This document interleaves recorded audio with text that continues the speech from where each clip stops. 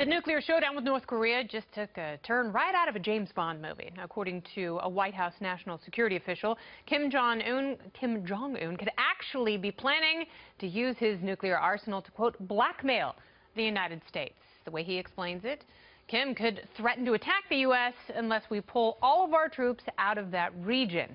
And once that happens, well, Kim Jong-un would just roll his military might across the border into South Korea and take it over.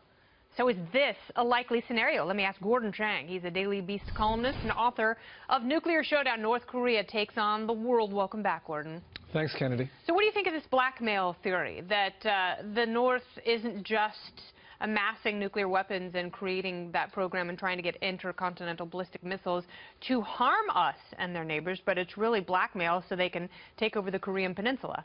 I actually agree with that, and the reason is that North Korea started its nuclear weapons and ballistic missile programs at a time when the U.S. was no threat to North Korea. They started back in the 1950s, just after the Korean War. They really got rolling perhaps 1965 when Kim Il-sung, the founder of the North Korean state, asked Mao Zedong of China for the plans for a nuclear weapon. Yeah. And China said no, but that's when they really started in North Korea.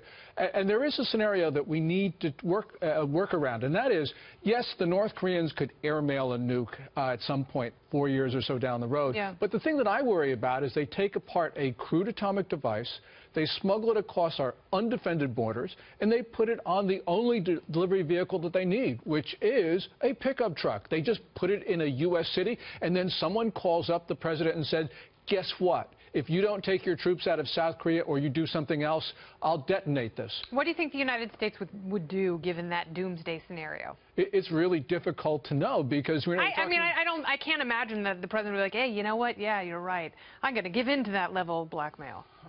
Yes, you wouldn't think so, and you'd hope that they wouldn't. But nonetheless, if there are lives of 10 million Americans at risk, yeah. Let's say they put it in New York City, you know, the calculus changes, and there could be all sorts of things that could happen. I mean, I don't know, Kennedy, yeah. But the point is, this is something that U.S. Government officials think about. This is not something I just made up. No, absolutely. I mean, we have to certainly run these scenarios without getting caught up in hysteria, and I think that's really important, especially here.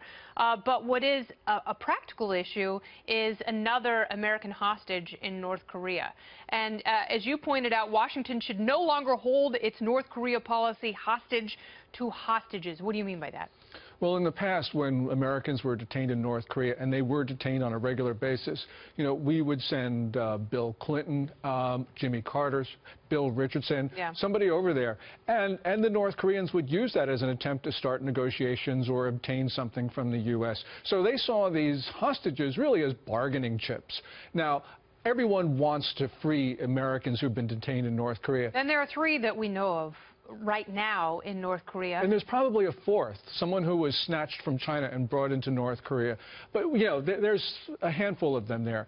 But you know not to go to North Korea. I mean, people know that, so it's almost like kissing a growling pit bull and being surprised you get bit in the face. Yeah, I mean, a number of these people have gone to North Korea against stern State Department travel advisories not to do so, yeah. and against common sense. Common sense says you don't go to North Korea in the middle of a crisis because the North Koreans can do anything. They could take them as a bargaining chip. They could take them as a human shield. There's all sorts of things the North Koreans do to people, and we got to understand that. So, yes, we should try to get them out, but let's not give concessions, because if we do that, then we're just giving the North Koreans incentives to take Americans in the future. And we've had a long period where Americans have been grabbed and we've been negotiating, yeah. and they just take more people. So we got to put an end to this dynamic. All right. Well, it certainly incentivizes all sorts of bad things. We'll see how this turns out. Again, it changes by the day. Thank you so much, Gordon Chang.